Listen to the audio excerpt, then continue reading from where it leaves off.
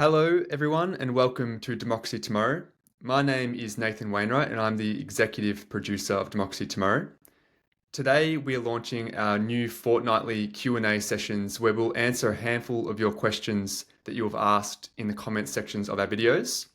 We'll also address certain questions surrounding topics that have featured in recent videos.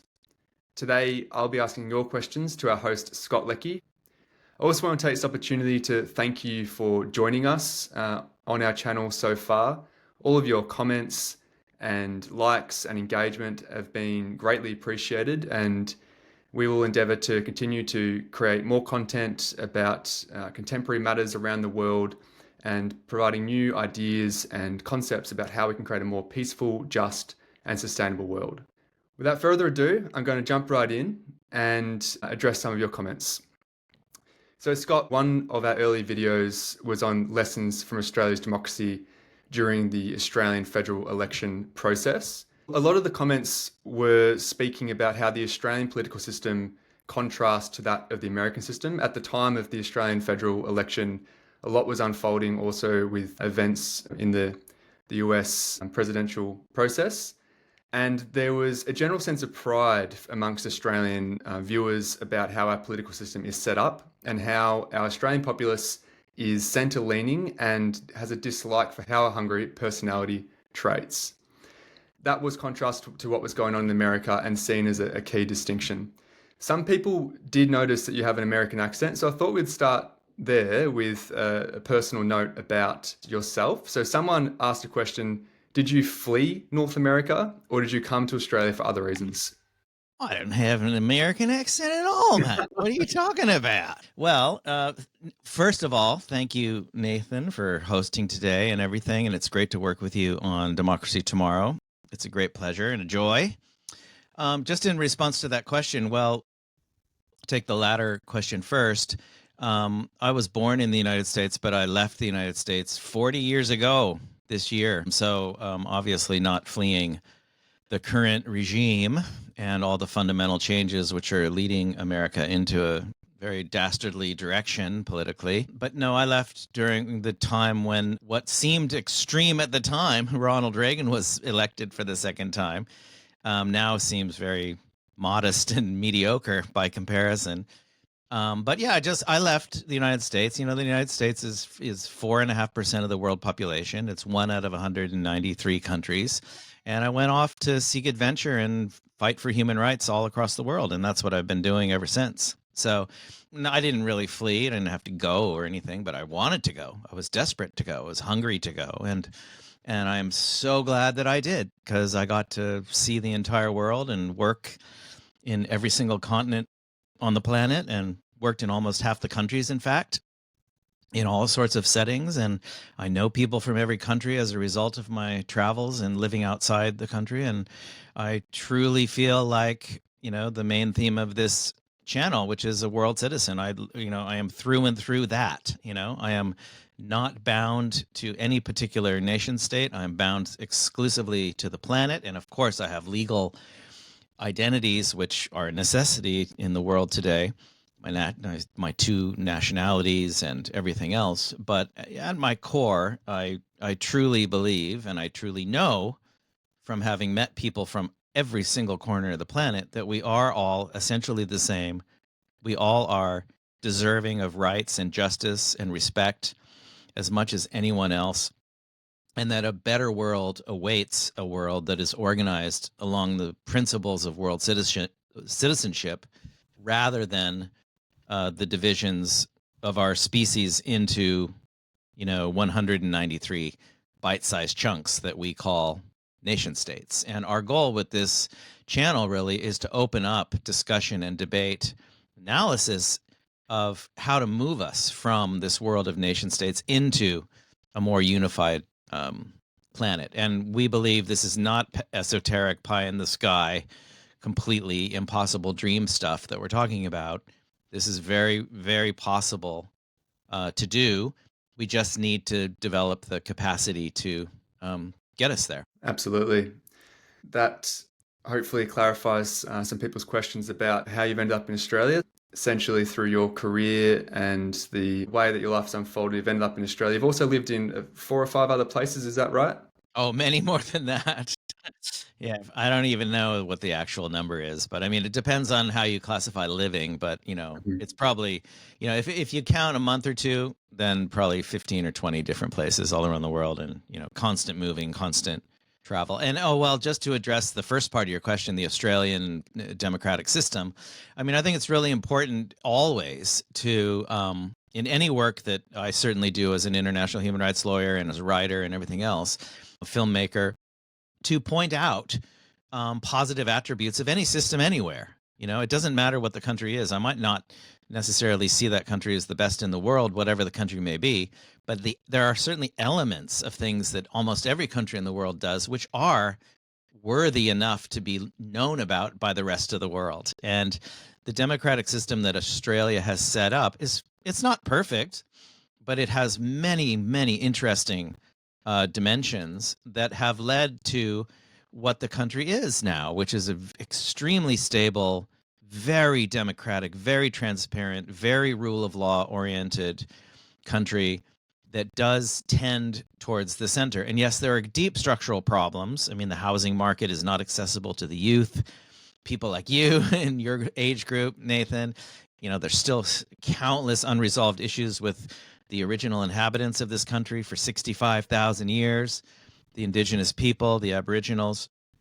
There's problems with offshore processing of failed asylum seekers. There's greater inequality than there traditionally has been. So there's no, shortage of problems like any country has. But at the same time, we think it's very important to point out the fact that the voting system that we have here is relatively unique. It's much more likely to yield the true wishes of the people. There's a great faith and trust in the system working, and you can see it. I mean, it's something in the range of, you'd have to look it up to get the precise number, but 100,000 or more people volunteer or are temporarily hired to actually run elections when they're held. I mean, this is a remarkable thing. And the general spirit of politics here is generally respectful. It's engaging. And, where I live, the local member of the state parliament is from a political party that I am totally not affiliated with. But he's a friend of mine, and I talk to him all the time, and we have great political discussions, and we have total respect. And he's a super nice guy, and that's also kind of part of the spirit of the Australian way in terms of doing politics. We don't have this scale of us versus them that you are now seeing in the country that is one of the closest allies of Australia. And, Australia finds itself in a very interesting sort of historical crossroads right now, also, which has political dimensions to it, which is, are we truly a Western country only? Or are we an Asian country, an Asian Pacific country? Are we a mixture of the two? And where do we go in the next 5, 10, 20, 50 years? These questions have only barely been asked. Mm. And that will have huge political implications. And, because of the huge scale of immigration, which is widely accepted by both left and right wing parties, not the extreme right for sure, but the center right and the center left, very pro immigration. It is changing in a very good way, if you ask me, the demographics of Australia. And that has to be taken into account by the political class. And you see it reflected in more and more people of color becoming members of parliament, more and more women becoming members of parliament, more and more women, by the way, on the cabinet of the government. It's a majority women now on the cabinet of the current Albanese Labour Party majority government. And, all of these positive things are happening as time rolls on. And I think it's really important to point those things out. And when something great happens in Uruguay, I'll point that out. And something happens in Sao Tome and Principe, I'll point that out, and wherever, So, yeah, so we think it's really important to put ideas out there of things that actually work in the real world. And for the moment, politics here works reasonably well by contrast to others. The consensus amongst the viewers so far as well. And it's a really interesting point about the next 15 and 20 years, how Australian politics pans out and our alliances, obviously geographically being positioned in the Asia Pacific, historically and contemporarily, having ties to the US and European countries, which are on the other side of the world, also our relationships with China, it does place us in a unique location and position as a country. So that is going to be something I'm sure many Australian viewers will be watching closely. So to stick to the comments that were coming through the Australian federal election and the relationship between what's happening in Australia and the differences in America. Firstly, you've been an international human rights lawyer for over 40 years and you've traveled all around the world and you've seen democracies that have fallen. You've seen many different regimes and political events unfold. What do you fear most about the current situation in the US? What do you foresee happening? If you had to narrow it down to the most worrying thing or things, it's clearly the rapid slide from very flawed democracy to aspiring fascist dictatorship. And you will find countless commentators who are far more knowledgeable than me about the United States. I don't actually pay that much attention to the United States in detail. I pay attention to the world. But what I do know, and of course I watch the news, et cetera, and talk to people every day, is that there's great fear amongst reasonably minded people that what was once the bastion of democracy, it was once the quintessential good guy. It was the country that offered hope to people. It welcomed migrants, It tried to push the idea that democracy is better than dictatorship or despotism or authoritarianism. It tried to push the idea that a progressive taxation system was the way to fund the semblance of a welfare state that could protect the weaker elements of society. It was the country that finally, after all these decades, centuries of deep-seated racism and slavery, were able to adopt the Civil Rights Act in the 1960s and try to remedy the extreme discrimination that people of color suffered there for so long and still do. And the list goes on. But it was, in the end, it was seen by many people in many places as the bastion of hope, the beacon of hope, the shining city on the hill, as Ronald Reagan would put it. And those days are gone. Those days are waning fast. And, most Americans wouldn't really care all that much, to be perfectly frank, about what the rest of the world thinks of them. But I can tell you by speaking to people from all around the world every single day, the reputation of the United States has fallen dramatically in the last 10 years in particular, but especially in the last 6 months. And even their closest neighbors, Canada, threatened constantly with being taken over, Greenland, all of Europe. I mean, all of Africa's completely ignored for the most part, over 1 billion people. The fastest growing region in the world just totally ignored. The shutting down of USAID is one of the, great tragedies.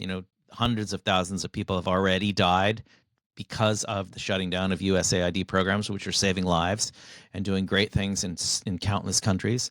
So it's that in a nutshell. Mm-hmm. And there's many, many dimensions of it. Decline in the rule of law, belief that a one-party state can actually be better for people. People so desperate for improvement in their lives, namely the working class people in the United States, who deserve human rights just like everyone else, obviously, who are so desperate to improve their life that they fall for the falsehoods and the lies and the promises of a man that's clearly intending to stay in power for as long as he can and using the political power accorded to the head of state of that country for all sorts of countless, nefarious means. So in a nutshell, it's kind of those type of things that are most worrying. And, we don't know, the United States, they have a debt of $36 trillion now. Trillion. They still hold the reserve currency of the world, the US dollar. There's a lot of US bonds denominated in US dollars that are held by others around the world. The list goes on and on and on and on and on. And the writing is on the wall. And if you listen to countless commentators on the internet, you will hear them say effectively that, of course, the United States is the only empire in the world right now and has been the head of the unipolar world more or less since the end of the Cold War, but those days are over. And it is an empire in decline. And, no empire in the history of humanity has ever declined in a peaceful and graceful manner, you could say. And this is their chance to do that. They could decline in a peaceful and graceful manner without creating carnage along the way, and realize that it's kind of nice not to be an empire. There's a lot less hassle not being an empire than being an empire, and that clinging on to that extreme power. And you can just see it in military expenditure alone. Military expenditure now in the United States over $1 trillion in the national budget a year, right? And they're going to try to increase it by hundreds of billions more. And for what? What are they trying to hold on to when 60+% of Americans live paycheck to paycheck? This is not some country that's full of only rich people. The vast majority of people are basically poor, and they can't save money, and their standard of living declines, and they try to desperately to improve their situation. And of course, who can blame them? They should be supported totally to do that. But when the only option available to them in their eyes is somebody who has despotic tendencies, it's not going to end well.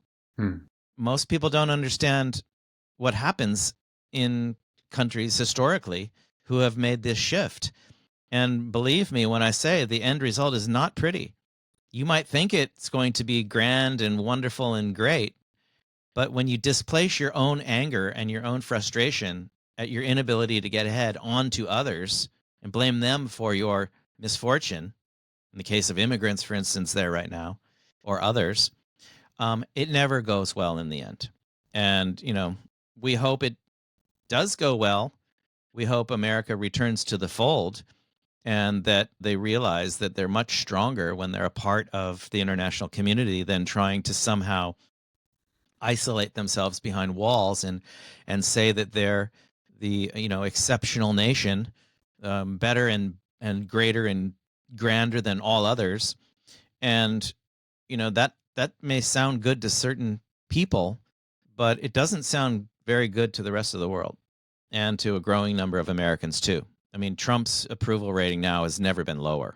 So hopefully democratically minded, fair-minded, extremely kind and generous and nice Americans, which are the majority by far, will respond to this challenge of the moment, of the erosion of democracy, with renewed interest in the democratic system, and vote for people and political parties that will strengthen democracy instead of undermining it. That would be a fantastic outcome.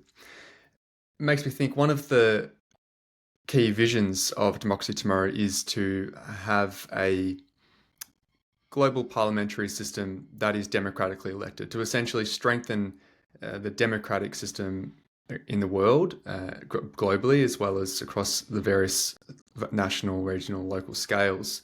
And one of the fears that most people have around imagining a global parliamentary type system is the rise of despotism, or the system falling in the hands of a dictatorship, and nobody wants that dystopia.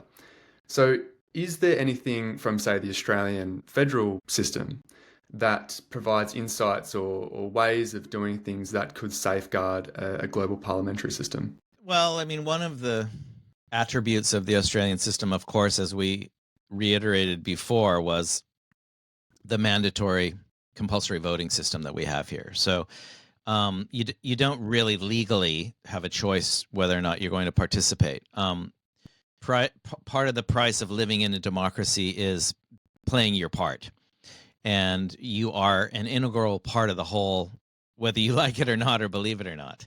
And that's a great thing, because you tend to get a much more moderate result than in systems which have a sort of first past the post system and things of that nature. It's not directly relevant to the question that you pose about a global despot taking over, or sort of like a global emperor. And there are definitely people alive right now who we all can name who would love nothing more than to be the emperor of planet Earth. No question about it. And that has to be resisted with all of our might, of course, right? So it's a very normal fear, just as there's a fear in countries that have never been democratic when they become democratic.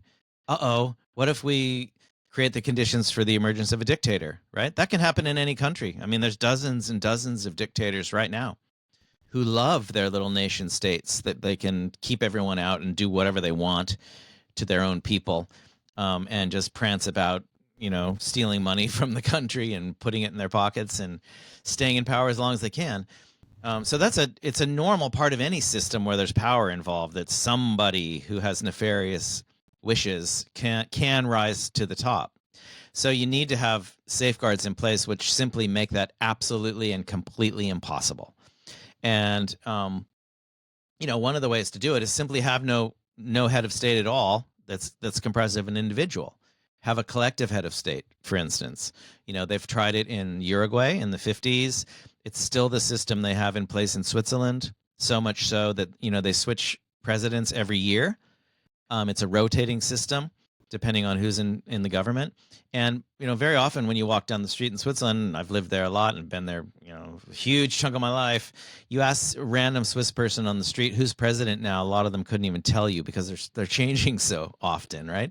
And same thing with the European Union. They have a rotating system of the presidency as well. Every 6 months, each member of the EU has to be the president of the union. So there's all sorts of systems and structures you can put into place to sort of safeguard it. But it opens up the broader question of global democracy and things of that nature. We believe simply that if everybody's equal, everybody's human, everybody has the same wishes and needs across the world, the same human rights, then we need to work towards a system in which all of us are engaged. And there's no reason that somebody living in a country like Democratic Republic of the Congo or Gabon or Laos or Cambodia or whatever should not, because they happen to be born in those countries, be guaranteed effectively that they will have a less prosperous and a less healthy and a less long life because of where they happen by chance to be born.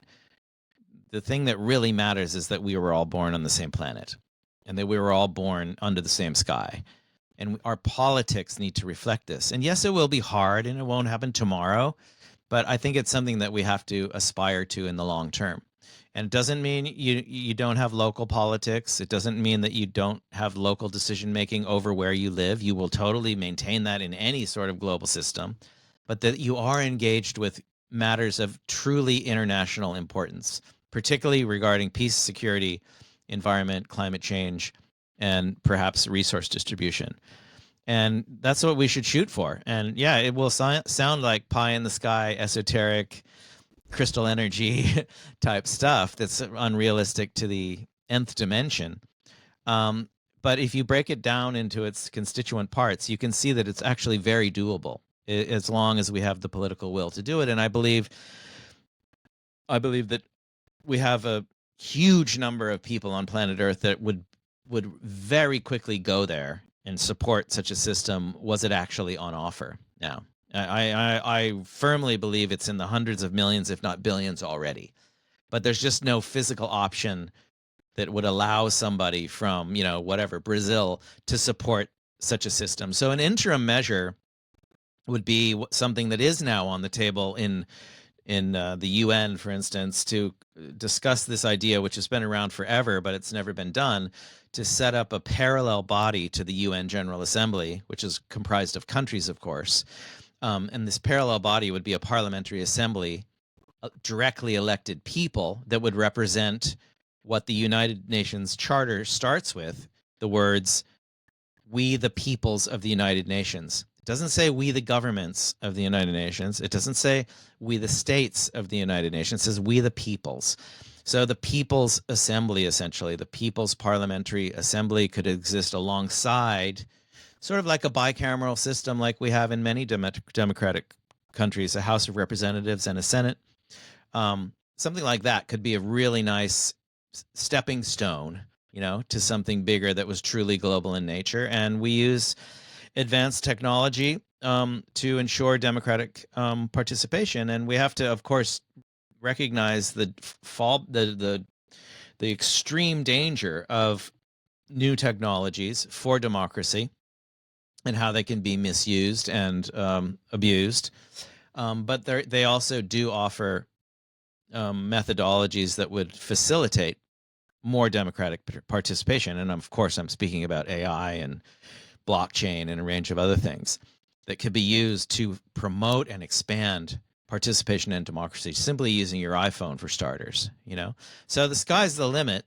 And, the European Union, as flawed as it may be, is also incredibly, gigantically a step towards such a better reality compared to the hundreds of years that preceded it. That 27 countries that have been at war with each other for centuries finally got together and said, enough is enough. We got to band together. We believe in democracy. We believe in the rule of law. Yes, it's going to be hard. And yes, our ancestors used to kill each other, but let's move forward as one. And, that could be the starting point. The more countries could join the European Union. They could expand. It could become the Northern Hemispheric Union, and then it could become the Southern Hemispheric Union, and then everything could merge. And you have a system whereby, people from Botswana have the same rights to engage as the people from Belgium, and the list goes on, So, I just can't see our species of humans continuing on using the same systems that we have now that were developed, hundreds of years ago, and hope that all of the major international problems of the world will actually be solved through nation states alone. It has to be something bigger and more global. The concept of the a global parliamentary system being esoteric and ideal is, well, in many ways, I think it's more practical and comprehensible than at first glance.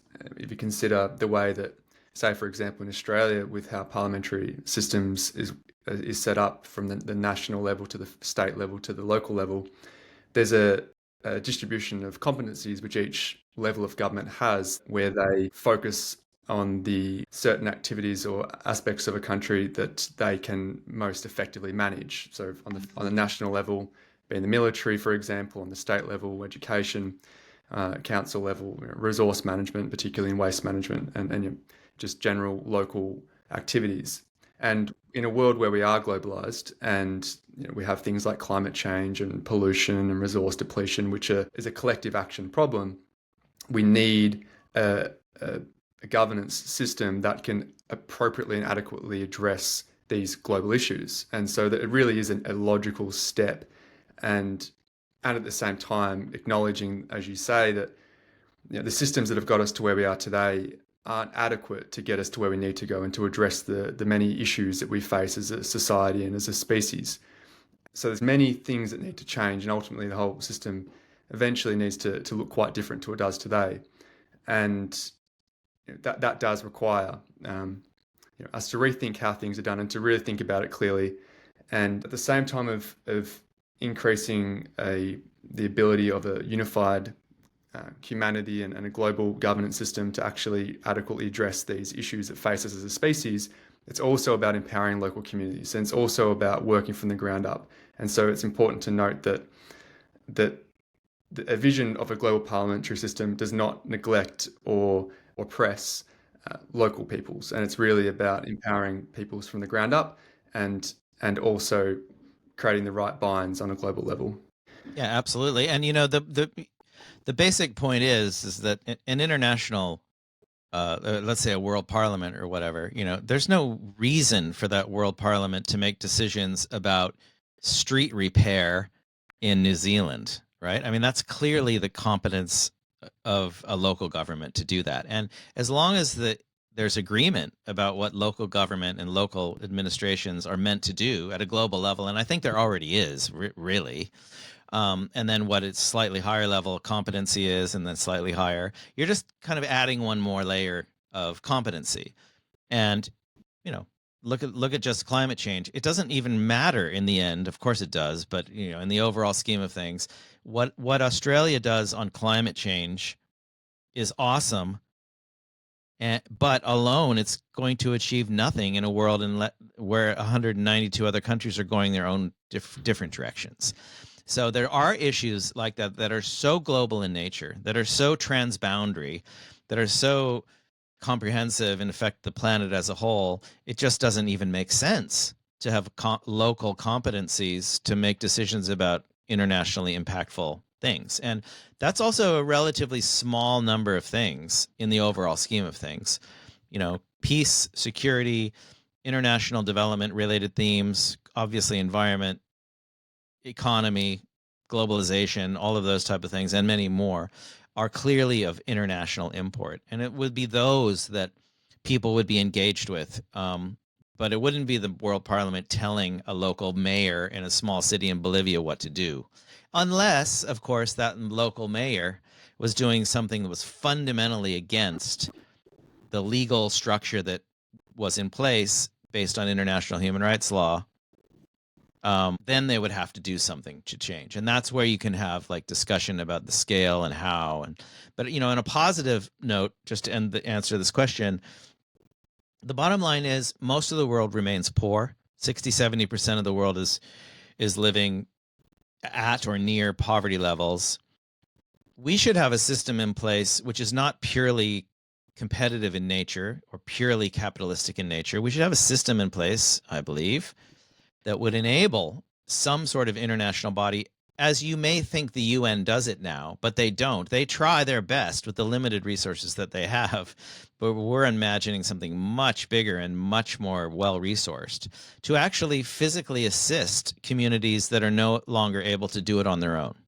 So you got to first try. The government of whatever, Freetown, Sierra Leone, has to first try to achieve what it needs to achieve in terms of its competencies and responsibilities. If it can't, and it can consciously show you why it can't, there should be bodies available at the international level and funds and resources that could then be immediately deployed to that place to help them solve the problems that they can't solve on their own. And it has to come from them, the request. But we're nowhere near that status. We have a humanitarian sector, of course, and we have all sorts of UN people and other agencies and NGOs doing great and amazing things across the world. But it's a minute proportion of the world economy that they have in their hands, and that needs to be expanded dramatically.